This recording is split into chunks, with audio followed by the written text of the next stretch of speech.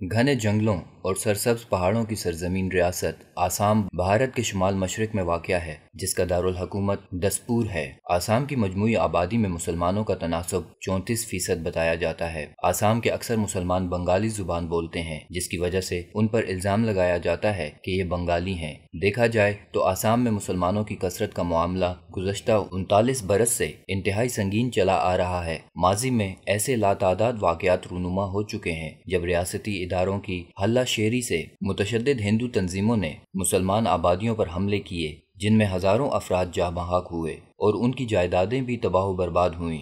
دوسری طرف مسلمانوں کو مختلف ادوار میں بنگالی ہونے کے الزام میں موت کے گھاٹ اتارا جاتا رہا ہے۔ آسام کے مظلوم مسلمان 1983 کے فسادات کو یاد کر کے آج بھی خون کے آنسو بہاتے ہیں، جب ہندو تنظیموں نے صرف چند دنوں میں 4000 کے قریب مسلمانوں کو موت کے گھاٹ اتار دیا، عورتوں کی عصمت دری کی اور ان کی املاک کو لوٹا گیا۔ خیال رہے کہ کچھ عرصہ قبل جب آسام میں قتل و غارت کا بازار گرم ہوا تو عالمی نشریاتی ادارے BBC نے اپنی رپورٹ میں کہا تھا، آسام میں گزشتہ ہفتوں کے دوران بہت بڑے پیمانے پر قتل و غارت گری ہوئی ہے۔ آزادی کے بعد غالباً یہ سب سے بڑا فساد ہے، جس میں تقریباً 4 لاکھ لوگ بے گھر ہوئے، مسلمانوں کے مکانوں کو لوٹا گیا اور اس کے بعد ان کی آبادیوں کو پوری طرح خاکستر کر دیا تاکہ یہ دوبارہ کبھی بھی اپنے گھروں کو نہ لوٹ سکیں۔ جبکہ دوسری طرف انتہائی افسوسناک امر یہ ہے کہ بھارتی میڈیا کی جانب سے آسام کے بھیانک مظالم کی خبریں کبھی شائع نہیں کی جاتیں۔ آسامی مسلمانوں کے خلاف یہ مہم 1978 میں آل آسام اسٹوڈنٹس اور دیگر ہندو تنظیموں کی جانب سے شروع کی گئی۔ ان تنظیموں کا نعرہ تھا کہ یہ لوگ آسامی نہیں بنگالی ہیں اور انہیں ملک بدر کیا جائے۔ بعد ازاں یہ مہم مسلمانوں کے خلاف زبردست تحریک میں بدل گئی اور انہیں تشدد کا نشانہ بنایا جانے لگا۔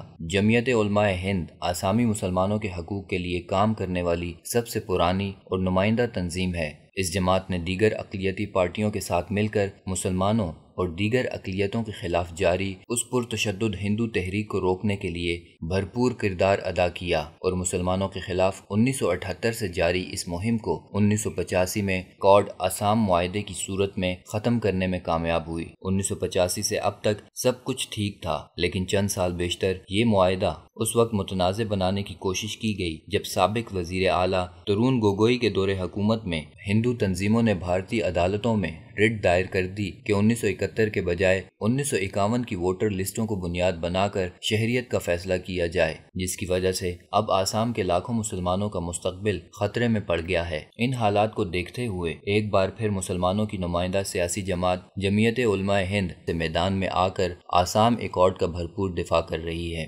مسلمان رہنماؤں کا موقف بڑا واضح اور مدلل ہے کہ حکومت آسام ایکارڈ 1985 کی پاسداری کرے اور اس کے مطابق ہی شہریت کا فیصلہ کیا جائے۔ دوسری طرف صورتحال یہ ہے کہ آسام میں شہریت کے حوالے سے گوہاٹی ہائی کورٹ کے ظالمانہ فیصلے سے براہ راست 50 لاکھ مسلمان خواتین کے متاثر ہونے کا خدشہ پیدا ہو گیا ہے۔ بھارتی صحافیوں کا کہنا ہے کہ یہ صورتحال اس قدر خطرناک ہے کہ عموماً مسلمان خواتین کو رات کے وقت گرفتار کر کے انہیں حراستی مراکز ڈیٹینشن کیمپس میں قید کر دیا جاتا ہے، جبکہ یہ گرفتاریاں سراسر غیر قانونی ہیں۔ ایک رپورٹ کے مطابق ان کیمپوں میں ہزاروں مسلمان خواتین تڑپ رہی ہیں، لیکن سیکولر بھارت اور سب کا ساتھ سب کا وکاس کی دعویدار مودی سرکار انہیں کوئی رعایت دینے کو تیار نہیں۔ بہرکیف معاملہ گولڈن ٹیمپل کا ہو، بابری مسجد کا، گجرات قتل عام یا آسام کے مسلمان اور دیگر اقلیتوں کی حالت زار کا، یہ سب بھارتی حکمرانوں کی تنگ نظری کے مظاہر ہیں۔ جب تک بھارتی حکمران، فوج اور ہندو لیڈر اپنے اندر سے تعصب کی میل کو ختم نہیں کرتے، اپنی اصلاح پر توجہ نہیں دیتے، اقلیتوں کے حقوق کو تسلیم کرتے ہوئے انہیں باعزت شہری کی طرح زندگی گزارنے کے مواقع نہیں دیتے،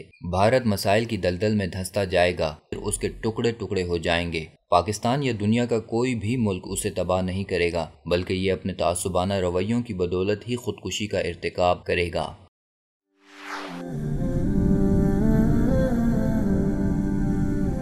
وسال اردو، حق کا راہی